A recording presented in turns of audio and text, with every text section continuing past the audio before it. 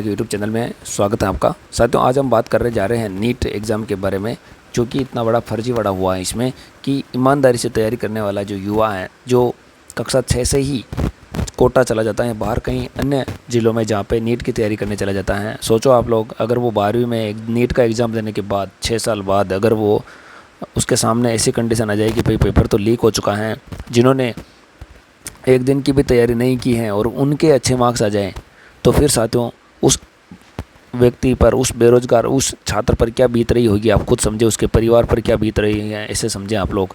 क्योंकि नेता तो 5 साल के लिए आते जाते रहते हैं, लेकिन युवाओं का जो है पूरा भविष्य दांव पर लग जाता है। अगर ईमानदारी से इस तरह से अगर भर्तियाँ होती रही, ईमानदारी से नहीं होती हैं, तो गरीब छात्रों पर सबसे बुरा प्रभाव पड़ता है। और आने वाली पीढ़ी भी ये सोचती है कि पेपर तो ये सारे सब लीक होते हैं, ईमानदारी से तो कुछ होता है नहीं है। तो साथियों, हम बात करने जा रहे हैं नीट का, जिसमें एमबीबीएस में और बहुत सारे मेडिकल लाइंस में जो है एडमिशन मिलता है। परफेक्ट स्कोर 720 में से 720 मिलने के बाद भी एम्स दिल्ली में एडमिशन मिल सके ज़रूरी नहीं है अब, क्योंकि साथियों 720 लाने वाले तो आप लोग समझ सकते हैं कि भाई कितने सारे विद्यार्थी हैं, बहुत सारे विद्यार्थी हैं। तो अब उसमें भी आपको मिले ये कोई भरोसा नहीं है साथियों, ठीक है। तो आप लोग देख सकते हैं साथियों इसमें, तो इस तरह से साथियों ईमानदार युवा में कुंठा आ जाती है। तो आप सब समझें कि एनटीए जो परीक्षा एजेंसी है, एनटीए, इसकी साथियों स्थापना हुई थी 2017 में। इसकी स्थापना कब हुई साथियों? 2017 में। तो साथियों एनटीए की जो स्थापना हुई थी वो 2017 में हुई थी, और बीजेपी की जो सरकार है साथियों वो 2014 से आई है। अब साथियों आप लोग, राजस्थान में कांग्रेस सरकार भ्रष्टाचार कर रही है, पेपर लीक कर रही है, और केंद्र में बीजेपी की सरकार है वर्तमान में। तो साथियों अब जो युवा हैं किससे उम्मीद करें, ठीक है। यही लोग बाग जो हैं आप लोग देख सकते हैं आगे। इसमें देख सकते हैं आप लोग, चाचा की कोचिंग में साइंस पढ़ाता गौरव, वहीं से बना ब्लूटूथ से नकल करवाने का मास्टर माइंड। यानी चाचा 1995 से पेपर लीक करवा रहा है, लेकिन इसको कोई भी बड़ी सज़ा नहीं मिली है। अगर ये 1995 से ही जेल में डाल देते इसको, तो और कोई गैंग ही नहीं पनपती साथियों।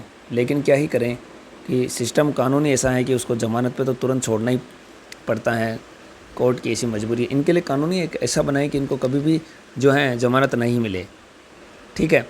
आप लोग देख सकते हैं। और भतीजे ने 2012 से ही पेपर लीक करना चालू कर दिया, 2012 से, यानी 12 साल हो गए इसको। 12वीं तक जोधपुर में की पढ़ाई, बीएससी भी जेएनवीयू से ही। पेपर लीक और ब्लूटूथ से नकल करवाकर सरकारी नौकरी दिलाने का आरोपी चाचा तुलसाराम और भतीजा पौरव कालेर दोनों ही अभी एसओजी की रिमांड पर चल रहे हैं।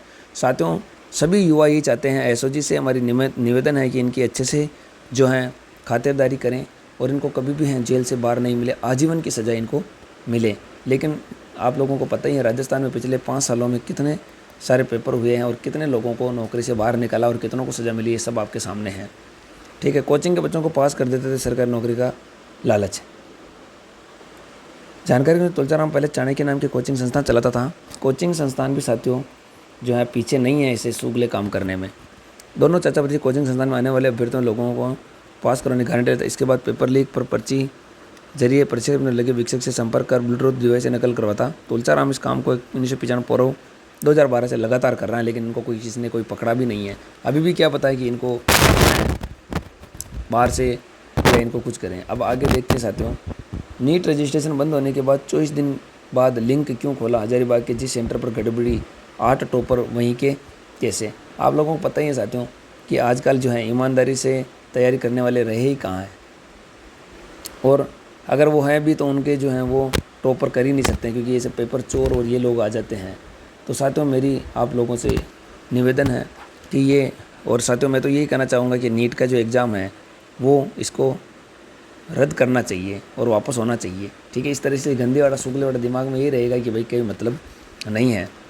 आज फिर सुनवाई, एनटीए ने दोहराए पेपर लीक नहीं। ये देखो एनटीए तो साला ऐसे ही करते रहेंगे साथियों, क्योंकि इनकी तो साख दांव पर लगी है ना। मैं कह रहा हूँ कोर्ट से निवेदन है, सभी से, युवाओं से निवेदन है, ज़्यादा से ज़्यादा इस पर आवाज़ उठाओ और इस एनटीए को ही भंग कर देना चाहिए। जैसे राजस्थान में आरपीएससी को भंग करने की मांग उठी थी ना, ऐसे इस एनटीए को ही भंग कर देना चाहिए। बीजेपी सरकार से हमारी निवेदन है इस एनटीए को भंग किया जाए, ठीक है। और इसमें जो भी जितने भी चोर बैठे हुए हैं इनको सबको बाहर किया जाए, सबको बाहर किया जाए, तभी जा कर के ये सही काम होगा। नहीं तो कुछ भी यहाँ पे काम जो है सही नहीं होने वाला है। तो साथियों, उम्मीद है आपको वीडियो पसंद आया होगा, और युवाओं के लिए आवाज़ जहाँ पे भी उठाने का मौका मिले ज़रूर आप लोग आवाज़ उठाएं। नीट में बहुत बड़ा फर्जीवाड़ा हुआ है, इसको रद्द कर देनी चाहिए और सभी वापस से एग्ज़ाम होना चाहिए, क्योंकि पढ़ने वाले, तैयारी करने वाले तो वापस से नंबर लेकर के आ जाएंगे। ठीक है, इस तरह का जो फर्जीवाड़ा है 1% भी बर्दाश्त नहीं होना चाहिए। अगर किसी भी भर्ती में एक आदमी भी अगर फर्जी तरीके से लगता है तो वो पूरी भर्ती ख़राब हो जानी चाहिए। तो साथियों, मिलते हैं अगले वीडियो में, तब तक के लिए जय हिंद जय भारत।